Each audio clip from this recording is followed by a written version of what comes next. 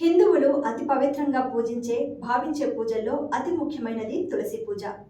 ఈ తులసి చెట్టు లేని ఇల్లే ఉండదు. మహిళలు అత్యంత పవిత్రంగా భక్తి శ్రద్ధలతో తమ ఇంట్లో ఉన్న తులసి కోటను పూజిస్తుంటారు.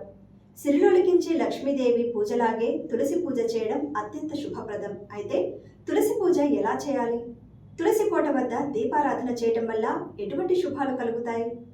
ఇది తెలుసుకునే ముందు మెట్రో టీవీ ఛానల్ను సబ్స్క్రైబ్ చేసుకోండి. తులసి కోటను లేదా చెట్టును నిత్యం భక్తి శ్రద్ధలతో పూజించాలి. నీళ్లు పోయాలి, ప్రదక్షిణం చేయాలి, నమస్కరించాలి. దీనివల్ల అశుభాలని తొలగి శుభాలు కలుగుతాయి. సర్వ పాప ప్రక్షాళన జరుగుతుంది. మనోభీష్టాలు నెరవేరుతాయి. తులసి వనమున్న గృహం పుణ్యతీర్థంతో సమానమని అనేక పురాణాలు, శాస్త్రాలు చెబుతున్నాయి.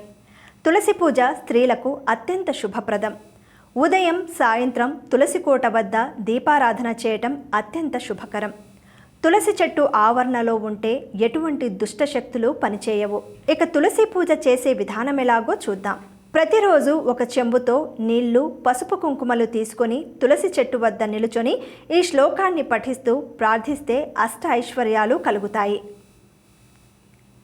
నమస్తులసి కళ్యాణి నమో విష్ణుప్రియే శుభే నమో మోక్షప్రదే దేవి నమస్తే మంగళప్రదే బృందావని విశ్వపూజిత విశ్వపావని పుష్పసారా నందిని చ తులసి కృష్ణజీవని ఏతన్నా మాష్టకం చైవ స్తోత్రం నామార్థ సంయుతం యః పఠేత్తంచ సంపూజ్య సోశ్వమేధ ఫలం లభేత్.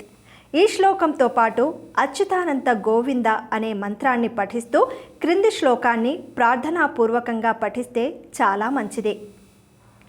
యన్మూలే సర్వతీర్థాని యన్మధ్యే సర్వదేవతాః యదగ్రే సర్వవేదాశ్చ తులసీం త్వాం నమామ్యహం అని చెంబులోని నీళ్లను తులసి చెట్టు మొదట్లో పోసి నమస్కరించాలి. తులసి శ్రీసఖి శుభే పాపహారిణి పుణ్యదే నమస్తే నారదనుతే నారాయణ మనఃప్రియే అని తులసి కోట లేదా చెట్టు చుట్టూ ప్రదక్షిణం చేయాలి. దీనివల్ల కర్మదోషాలన్నీ తొలగుతాయి. తులసిని పూజించడంతో పాటు పూజ కోసం తులసి పత్రాలను ఎలా కోయాలి అన్నదానికి సనాతన ధర్మం ఒక పద్ధతిని తెలియచేసింది. అదేమిటంటే తులసీం ఏ విచిన్వంతి ధన్యాస్తే కరపల్లవాహ్ అంటే పూజ చేయటం కోసం తులసి దళాలను త్రెంపిన చేతులు ఎంతో ధన్యములు అని స్కంద పురాణం చెప్పింది. అయితే తులసి చెట్టు నుండి దళాలను మంగళ, శుక్ర, ఆదివారాల్లో, ద్వాదశి, అమావాస్య, పూర్ణిమ తిథుల్లో, సంక్రాంతి, జనన మరణ శౌచాల్లో, వైధృతి, వ్యతిపాత యోగములలో త్రెంపకూడదు. ఇది నిర్ణయ సింధులో విష్ణు ధర్మోత్తర పురాణంలో తెలియచేయబడింది. తులసి లేకుండా భగవంతుని పూజ సంపూర్ణమైనట్లు కాదు. ఇది వరాహ పురాణంలో చెప్పబడింది.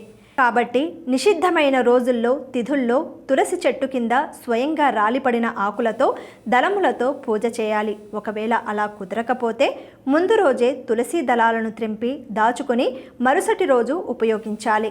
సాలగ్రామ పూజకు మాత్రం ఈ నిషేధం వర్తించదు. సాలగ్రామం ఉన్నవారు అన్ని తిథివారములందు తులసి దళాలను త్రెంపవచ్చు. ఎందుకంటే సాలగ్రామం స్వయంగా విష్ణు స్వరూపం. శ్రీ మహావిష్ణువు మందిరంలో వచ్చి ఉన్నప్పుడు ఏ దోషాలు వర్తించవు.